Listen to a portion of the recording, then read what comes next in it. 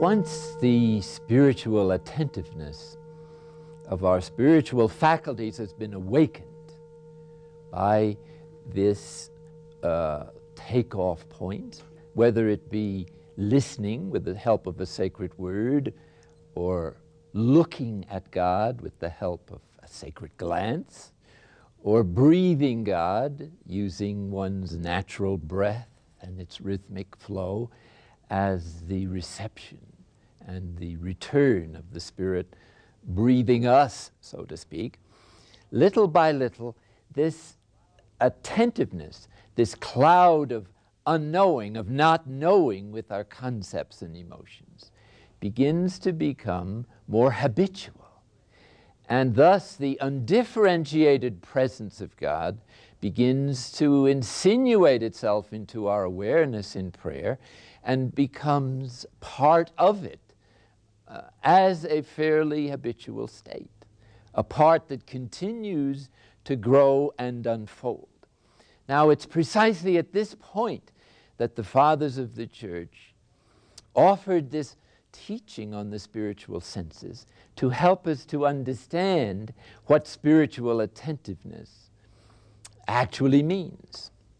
And so they spoke of the first spiritual experience out of that place as the perfume of God. And I suppose that's the symbol of incense in sacred ceremonies, is using another one of the external senses as a starting point, is to suggest this interior experience of perfume. Now, as you know, if you smell some delicious flowers in the neighborhood, you start looking around to see, where is this bush? Is it a rose? Is it a hyacinth? Is it lilacs, wisteria? And the more delicious it is, the more you feel an attraction to go smell. And those of you who love the ocean will identify with this parable also. As you're walking towards the sea and it's hidden by sand dunes, you smell the salt air coming from the sea breezes. And as it enters your lungs, it passes through your olfactory system, you get more and more stimulated and excited. You can't wait to get in the water. You don't see it yet. It's this irresistible attraction that the sea air arouses. So similarly, what the fathers mean is that the first sign of spiritual attentiveness is the attraction for interior silence, the desire for a time of prayer in which to be still, for a place of solitude, for a few moments of quiet. And this is an almost irresistible attraction as the perfume of the divine presence increases in intensity.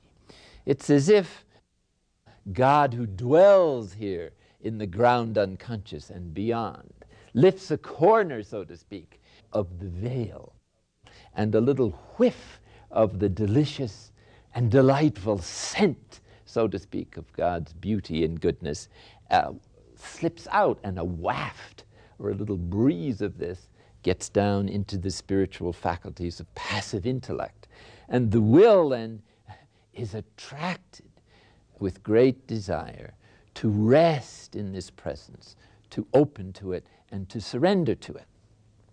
The fathers used to interpret that wonderful love poem in the Old Testament, the Song of Songs, or the Canticle as it's sometimes called. And one of those verses is, draw me, that is, attract me. We will run after you in the delicious odors of your ointments. And this is simply a symbol, not of an external perfume or a flower bed, but of the interior attractiveness that is imaged as if it were an external scent of a delicious character. But it's rather a spiritual attraction for silence, stillness, and rest. And it's to this that Jesus invites us in the New Testament, saying, "Come to me, all you who labor and are burdened, and I will give you rest." And it's the attraction for that substantial rest, that spiritual rest, that freedom from emotional turmoil, from the fascination of nothing that is so characteristic of the false self system, that brings this deep, deep rest, and which rescues us from the division of many desires and brings our appetitive faculty of will into that sharp focus, or what Jesus calls the single eye of the gospel. The single eye is freedom from the domination of any emotion. So that now, free from that division of our energies, this focus on true happiness and rest and in experiencing the presence of God begins to grow as we persevere daily, hopefully twice daily, in the practice of contemplative prayer, which is the use of one of those three takeoff points, and there may be some others that are also useful, but for the sake of this discussion, three will be enough, especially these which are hallowed in the Christian tradition. So the first experience then of undifferentiated presence of God, of this call to divine union that is now becoming a existential experience, is precisely the attraction. And this attraction is present even if, when you go to prayer, silence or solitude, you feel like a mess and thoughts bombard you and you can't get anything out of it. And above all, you can't return to the place of rest that you had maybe enjoyed the day before. So it teaches you that you can't control this presence or this perfume. You can only receive it or put yourself in its path so that it can communicate itself to you on its own terms, when and where God wills. Now, the second experience is deeper. In other words, what the fathers of the church are trying to communicate is that the undifferentiated presence of God, awakened by the practice of listening, looking, breathing, is not one thing. It's a dynamic and marvelous life, friendship, union that unfolds and deepens and becomes more intimate, more unifying, more profound, and hence more energizing for service and presence to other people and their needs. Well, anyway, Scripture provides us with another paradigm of this experience. The beloved disciple John, leaning his head on the breast of Christ at the Last Supper, is a paradigm of this second awakening, more deeper, more profound than the perfume. Notice that the Scripture says John was resting his head in the bosom of Christ. Now, this is a particular word. He wasn't just in his lap or something. At the Last Supper, where, as you know, it was customary in those times to recline at table on one arm. You lay down and rested on one arm while you gobbled your victuals with the other. And so it was easy for John just to lie back, and he was sitting next to Jesus, and to rest his head not in his lap, not on his chest, but in his bosom. And the bosom means, in that language, the empty place between the breasts. That is, he couldn't get any closer. That is, he had his ear right up against the heart of Christ, where divine transmission takes place.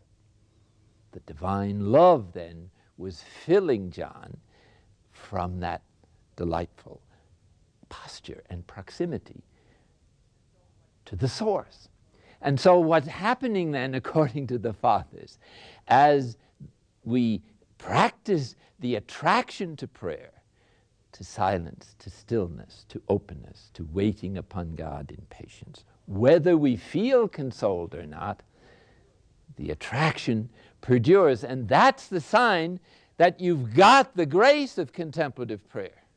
It isn't so much the consolations that prove that you've got it, because they could be temporary and move on downstream. Like everything else in time, it passes.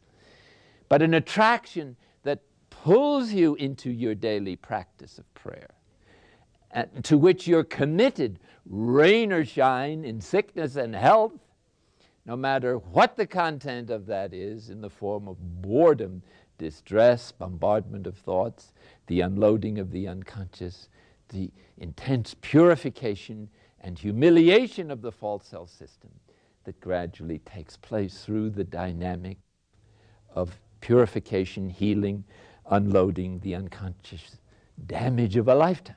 So now the presence of God has become a touch, or it's like the proximity of someone you love whom you are touching. And this is much more intimate than simply smelling their delightful perfumes at a distance. So here one isn't actually touching God with any of the senses or the body, but it's as if one's spirit were being touched, that is, embraced. And this can occur in numerous ways.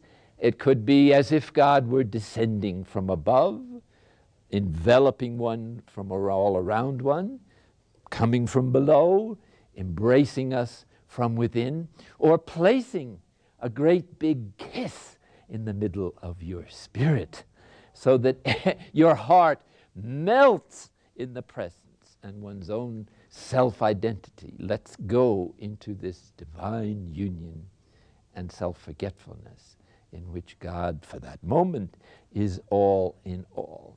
It's like an embrace. It's like the peak of human relationships in their most intimate quality, only it isn't sensual. It's spiritual. Now, it may overflow from this deep spiritual source and experience into the other senses. And then, at times, even the senses, even the body, start jumping or dancing or tingling or something, because they're flooded with the divine breath, the Spirit of God, which totally transforms the whole organism into an experience of love, bliss, peace, rest, joy, whatever. So the experience then of the sense of spiritual touch is marvelous indeed, but it's not yet the greatest experience. It corresponds to the prayer of union or full union in this explanation that we described that St. Teresa offers us. There comes then the experience of taste. Now, when we taste something, we're eating it or drinking it, and so it's entering into us, penetrating us, and becoming a part of us. In the experience of divine union that corresponds to taste, one experiences the presence of God as an interpenetration of spirits, as a decisive presence within us that is living our life, so to speak, or living in us, or more simply, living you and I. This, of course, is not the fruit of just one experience, obviously, at least not as a rule, but the developing of the spiritual senses. And sometimes one experiences the undifferentiated presence of God at the lower levels, too. In other words, once one has accessed this level of spiritual taste, one still will move back and forth like the angels up and down Jacob's ladder, symbols of consciousness of the divine at different rungs, so to speak, of human experience. And so now you might think, well, this gift that Mary of Bethany had, where she sat at the feet of Jesus, listening to his words, which obviously were more effective than the sacred word we use in centering prayer. And if she moved beyond that, his words, to the sacred glance, in which she was just looking at him and absorbing his presence into her heart. We're just ordinary folks. We didn't know Jesus in the flesh. And so we don't have the same substantial gifts and graces. And so we easily rule ourselves out of the divine romance or out of the incredible invitation to divine union that the gospel offers us. And then we look at John on the bosom of the Lord. Well, we never had that grace. How could we ever have such a privileged position?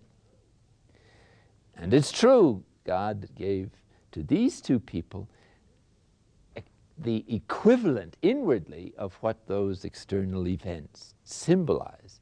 Namely, he communicated his inner presence to Mary of Bethany through the perfume of his attractiveness. And he communicated to John the interior touch of the even deeper union that comes through that experience. But let me point out that God gave all the disciples and each of us a still greater grace at the Last Supper by offering them the bread and wine transformed into his bodily presence. So that you and I, as we receive the Eucharist, are offered the interior grace that corresponds to the spiritual sense of taste, the highest of all the experiences of spiritual awakening, at least in the doctrine of these fathers of the Church. Taste, then, is the most intimate of the spiritual experiences, in which the object of our knowledge of God disappears. And because of the intensity of the union, the subject also drops out of sight, so that all that remains is the knowing through love. That is to say, pure awareness, which is also pure love, total attentiveness, and pure consciousness. In other words, the prayer of full union is going to change our ideas of God, of ourselves, everybody else, and the cosmos. Here, through those experiences, we are rerouted in our source at the still point, the deepest level of our being, where God dwells, although he also dwells beyond us. But that is the meeting tent, so to speak, to use a symbol from the book of Exodus, where God and the soul converse or dialogue, but not in words, but through the interpenetration of knowledge that has become all love, knowledge that has become pure experience, pure awareness, pure consciousness, so long as that experience persists. St. Teresa thinks that such moments are brief, that half an hour would be a long time. We're still talking about experiences that are temporary, passing, however substantial, and transforming they may be while they are in the focus of our attention. And so there is a still greater grace. And this is the grace that gradually develops from that prayer, the lights on mysticism, in which the presences of God gradually unfold as felt experiences at deepening levels of union, assimilation, and transformation.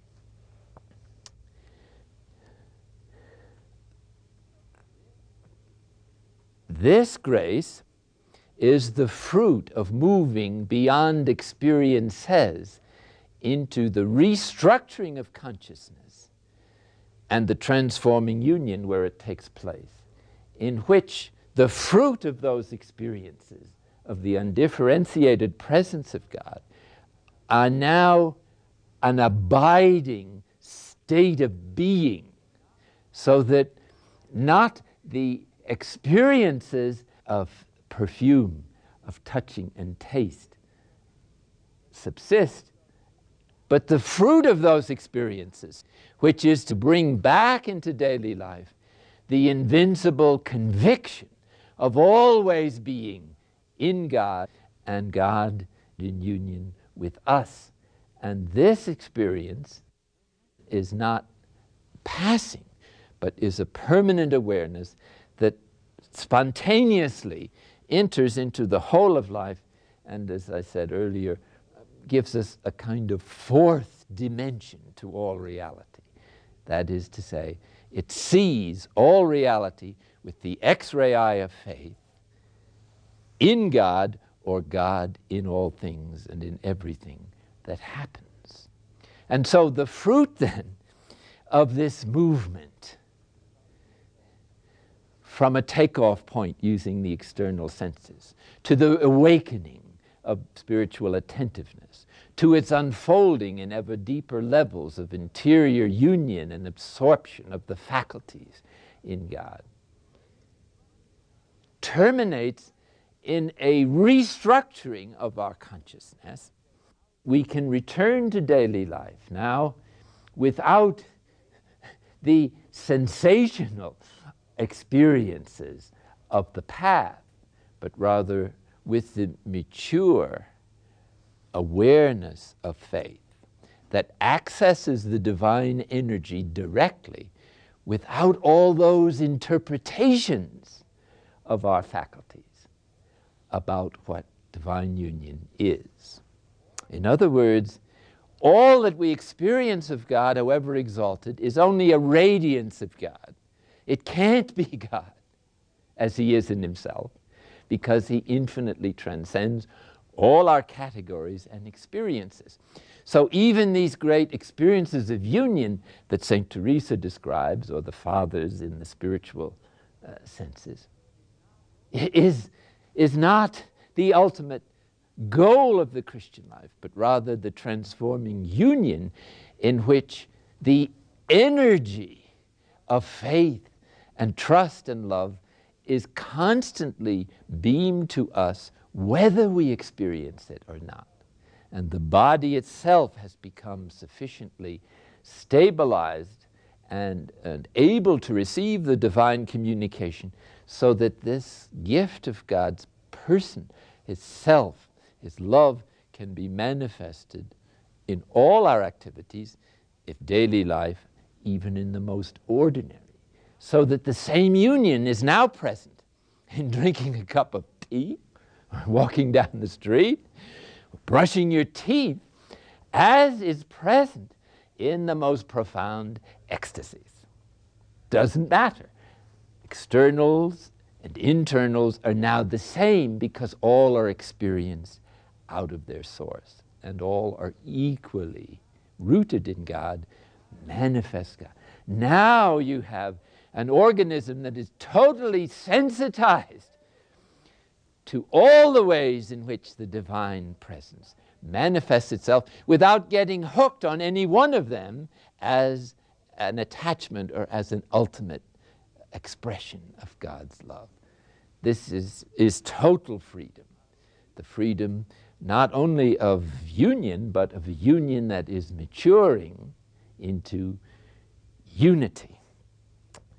Thus, if you could envisage the divine energy as infinite potentialities, infinite possibilities,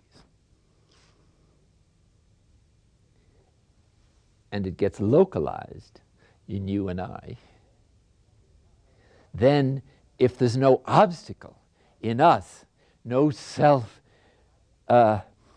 projects, no false self system, then one becomes a pure light through which the divine presence can manifest itself as it is, as distinct from a stained glass window in which the divine light is serving your virtues or your beauty.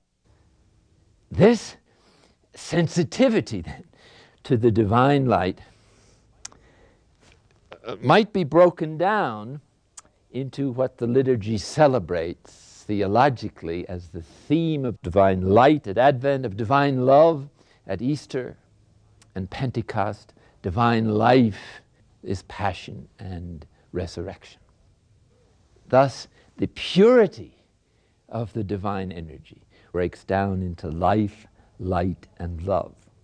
And that energy, in turn, when it strikes our rational faculties, breaks down into all the colors of the rainbow, into the active intellect with reason, understanding, memory, and conscience, and all the particular acts and ramifications of all the other faculties. The spiritual journey is a reverse process in which we move back from our particularities, from our localized activity, little by little, into the life, light, and love of grace, and then into the still point, and into the divine energy, and to unify with that source. And out of that place, to return into daily life, manifesting that perspective, God's perspective, in our daily life, however humdrum that may be.